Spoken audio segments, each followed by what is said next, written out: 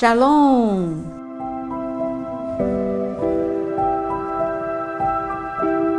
Estamos aqui com mais um tema e desta vez são os 7 passos para a exaltação de José. Eu fico muito empolgada em falar sobre este assunto porque eu sou professora de tipologia e eu amo mostrar as pessoas que apontam para Cristo, as sombras do Antigo Testamento, que era para nos fazer entender quem seria Cristo em nossa vida. E a vida de José, em muitas etapas da vida dele, mostra quem era, o que Jesus passaria. Jesus seria desprezado pelos seus próprios irmãos, Jesus seria vendido no momento da traição e tantas coisas semelhantes que aconteceram na vida de Jesus. E aqui nós chegamos no capítulo 41 com um momento de grande exaltação. Mas quando a gente fala de grande exaltação, a gente gosta de ver o resultado, mas não gosta de ver o processo.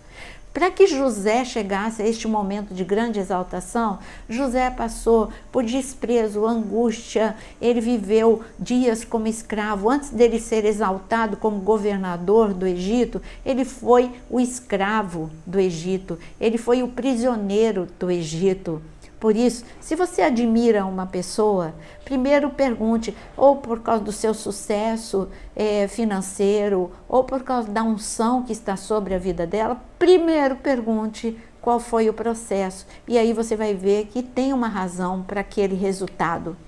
Bom, José, ele chega num momento da vida dele que ele está prisioneiro, mas a promessa de Deus é que ele seria exaltado. E esse momento chegou. Faraó tem um sonho, ninguém consegue interpretar. José, ele tem a interpretação, não só a interpretação, porque não bastava ter só a interpretação. Ele teve a interpretação e ele teve também a estratégia para sair do grande problema que viria sobre a terra. Não era só sobre o Egito, não, sobre a terra. Então, o sonho de Faraó, ele sonhou com sete vacas muito gordas e depois ele sonhou com vacas mirradas devorando essas vacas gordas, o que não faz sentido, não é? Como que vacas fracas vão devorar vacas fortes? Depois ele teve um segundo sonho, que ele viu espigas boas, cheias. Depois ele viu espigas ruins devorando, destruindo aquilo que era bom, as espigas boas.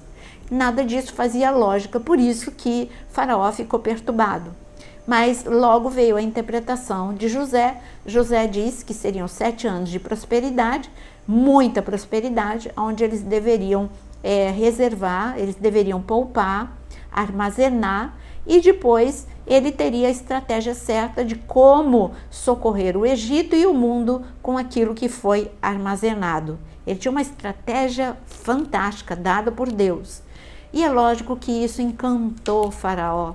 Faraó ficou admirado pela unção espiritual, né? O espiritual da vida de José, dele ter uma interpretação de um sonho que ninguém teve, e depois uma sabedoria que Deus deu, intelectual, uma sabedoria de governo. É incrível. Então, Faraó, ele diz o seguinte, em Gênesis 41, no versículo 37 em diante. O conselho agradou a Faraó e a todos os seus oficiais. Então Faraó perguntou aos seus oficiais: será que poderíamos achar alguém melhor do que José, um homem em quem está o Espírito de Deus?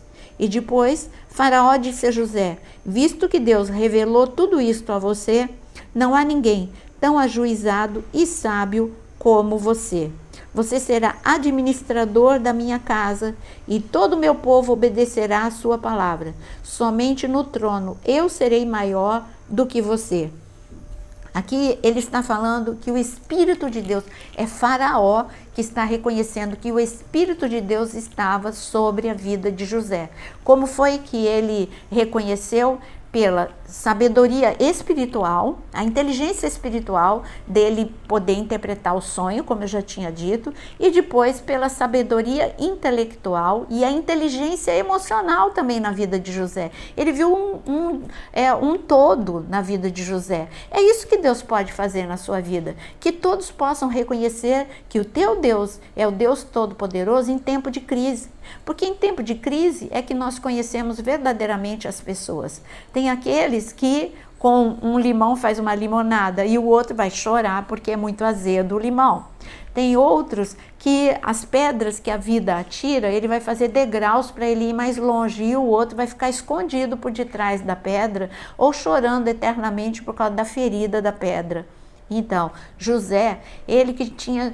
É claro que Faraó ficou sabendo. Peraí, ele estava na prisão. Por que ele estava na prisão? Então, Faraó soube que ele era um homem que estava em desvantagem. Mas mesmo assim, ele apareceu diante de Faraó com equilíbrio emocional, com unção, é claro, espiritual, e com uma sabedoria de governo incrível que ninguém teria no lugar de José. Então, isso impactou. Ele disse, esse é Deus, que as pessoas possam olhar para você e dizer, esse é Deus na sua vida, Deus maravilhoso, que em tempo de crise você não se descontrola, você não deixa o medo tomar conta ou a amargura. Já pensou se José chegasse diante de Faraó com um discurso, você não sabe o que aconteceu com a minha vida, o que os meus irmãos fizeram comigo, você não sabe o que o padeiro e o copeiro fizeram, eles foram uns ingratos, não se lembraram de mim, você não sabe o que Potifar fez comigo, uma lista de reclamação, e uma lista de mágoas. Não, José, ele chegou com toda a plenitude diante de Faraó e ele não ficou se vitimizando. Ele chegou cheio de graça. Ele só pode chegar cheio de graça porque ele tinha uma vida de oração. Não tem outra forma de ter graça em tempo de crise se não for tendo uma vida muito firme com Deus em tempo quando tudo vai bem. Porque quando vai mal, quando tudo vai mal, quando chega a crise, aí vem realmente quem é você, como eu disse. Bom, a primeira coisa que Faraó ele diz, ele exalta José, dizendo que ele tem o Espírito de Deus e depois ele diz, olha, eu vou te dar poder, eu vou te colocar, você é o segundo no trono. Bom, se a gente olhar para Jesus, eu falei o que pode ser na sua vida, agora vamos olhar para Jesus. Jesus, em Isaías 61, ele pega lá em Lucas capítulo 4, ele entra numa sinagoga, ele abre o rolo e ele diz, o Espírito de Deus está sobre mim. E ele fala tudo que o Espírito de Deus que estava sobre ele faria através da vida dele. Era dar liberdade aos cativos, era curar os quebrantados de coração, enfim, tudo aquilo que você sabe que Jesus, ele é poderoso para fazer. Então, você já viu que também representa, a vida de José nesse momento representa Jesus, que veio para a terra para nos salvar, nos resgatar. Ele veio e o Espírito de Deus estava com ele. E ele, depois que ele venceu a cruz do Calvário, ele voltou para o trono, à direita de Deus Pai. Você viu o que Faraó falou? Eu vou ser maior, né? A hierarquia. Eu vou ser maior, mas você vai estar do meu lado. E nós sabemos que Jesus está à direita de Deus Pai, Todo-Poderoso. Mas vamos ver o que José recebe nessa exaltação. Primeiro presente que José recebe, são presentes que ele recebe, e são os passos. Então, no versículo 41 de Gênesis 41 está escrito, e Faraó disse mais a José, eis que eu o constituo autoridade sobre toda a terra. Então Faraó tirou o seu anel, sinete da mão e o pôs no dedo de José. Então, passo número 1, ele recebeu um anel. Você sabia que você também tem esse anel? Mas Jesus, ele recebeu o que é esse anel? Porque ele veio aqui representando o Pai. E o anel, naquela época, ele tinha as iniciais do rei. Então, por exemplo, MP, né? E ali ele iria, em cada lugar que ele colocaria na tinta, em qualquer documento que ele colocasse na tinta aquele anel, que era funcionava como um carimbo. E aí ele carimbava o documento, então estava já despachado, em nome do rei.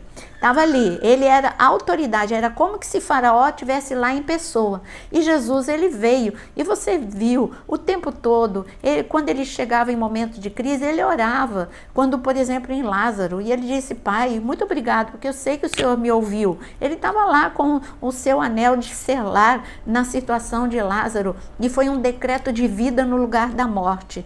Agora, esse é Jesus que veio aqui na terra para mostrar para a gente como nós receberíamos esses presentes também. Ele veio como aquele que ele recebeu do Pai e ele deu para nós esses presentes também. Hoje por isso que ele disse lá em Mateus 28 que ele deu poder e autoridade. Depois em Marcos 16 ele também diz que ele te deu poder e autoridade para pisar em serpentes e escorpiões e nenhum dano te ser causado. É este anel que você tem, é no nome do Pai, é no nome de Jesus que você declara. Quando você ora, você fala em nome de Jesus, e aí você está colocando o anel de selar. Essa faz parte da exaltação.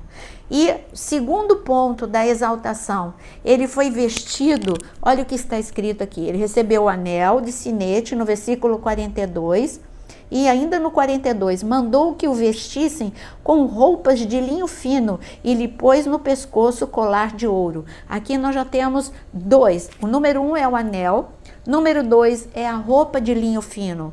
Jesus, ele é a nossa justiça, ele que veio trazer esta roupa, porque nós como escravos, estávamos andando maltrapilhos, estávamos andando com vestes sujas, as mesmas vestes que o filho pródigo, que estava ali no meio dos porcos, ele estava vestindo roupas sujas, a sujeira dos porcos, o pecado é sujeira, e quando nós chegamos a Cristo, nós recebemos essas vestes de justiça, somos justificados por meio de Cristo Jesus, e quando o diabo olha para você, ele vê roupas alvas como a neve, ele vê o sangue de Jesus sobre a sua vida, e o acusador tem que bater em retirada, porque você foi justificado por Jesus. Então essas roupas de vestes de linho fino é a justiça de Cristo em sua vida, e ele, que é a nossa justiça, veio há 2000 anos atrás vestindo essas vestes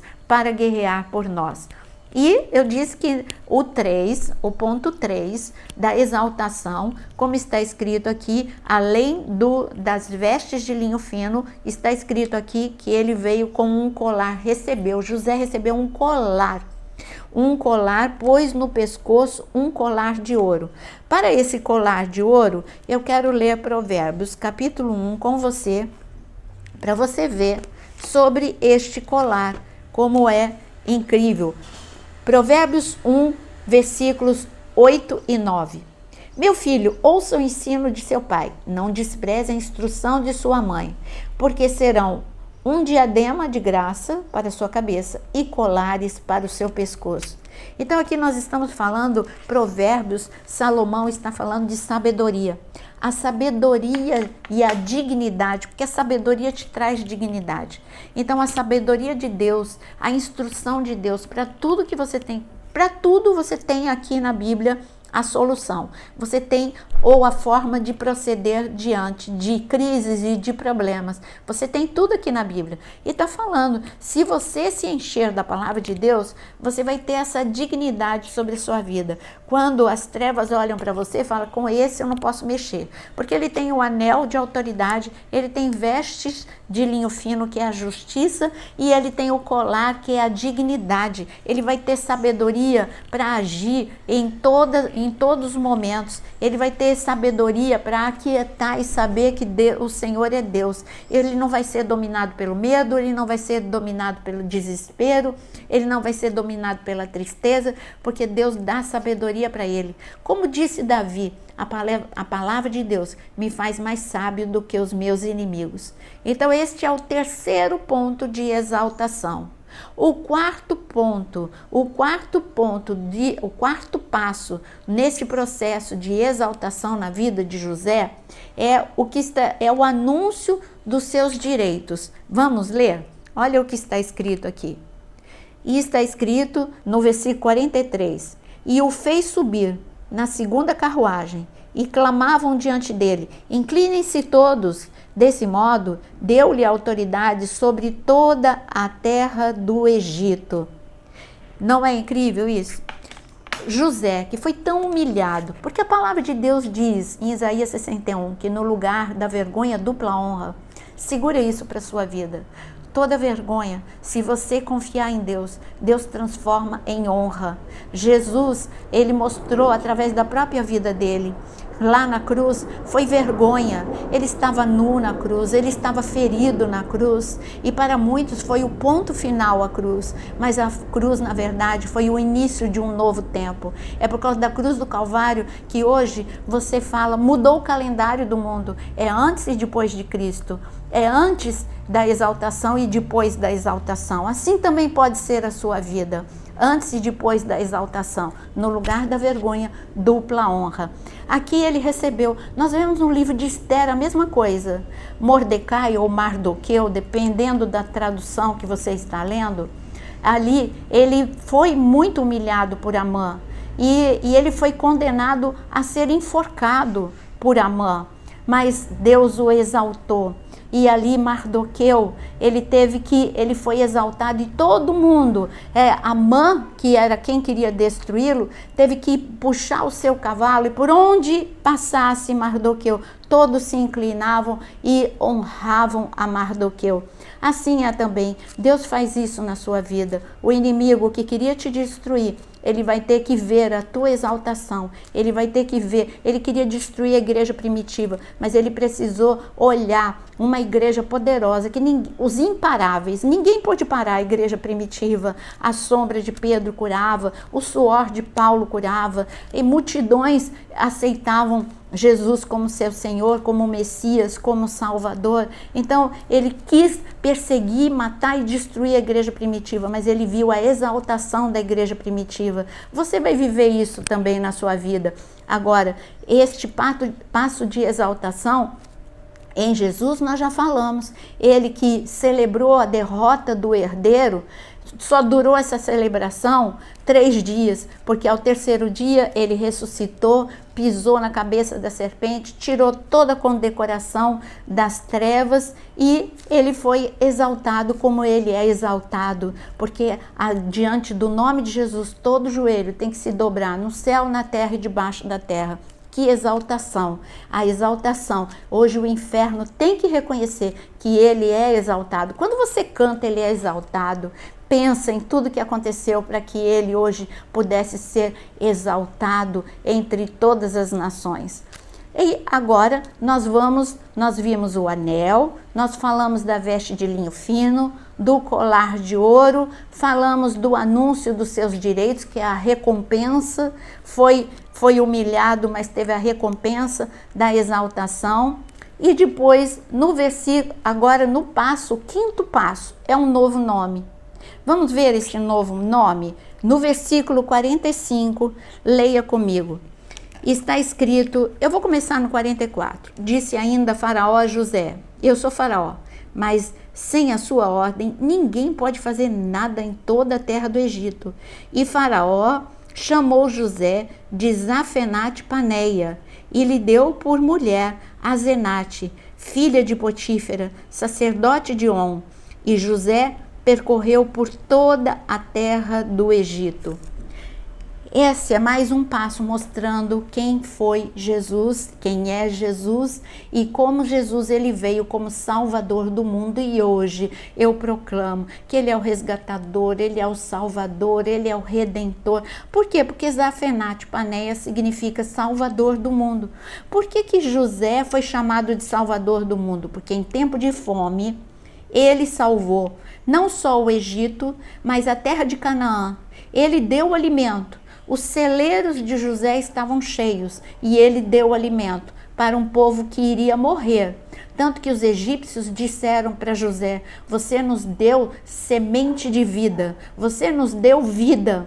Agora, É isso que Cristo fez. Jesus veio trazer os celeiros do céu para nós, disponível. Ele veio viabilizar que os celeiros dos céus chegassem até a terra em tempo de crise. E hoje, o mundo que está com fome, fome e sede de justiça, porque está escrito em Amós que chegaria o tempo que haveria fome sobre a terra, mas não de pão, mas da palavra de Deus. Este é o tempo. Está todo mundo querendo solução para a sua vida, famílias em desespero, finanças em desespero, e eu digo que Jesus é Zafenate Paneia, ele é o Salvador do mundo, e ele veio com seus celeiros para abençoar não só os judeus, mas os gentios também. Em Cristo Jesus nós temos salvação, em Cristo Jesus ele é o nosso Zafenate Paneia.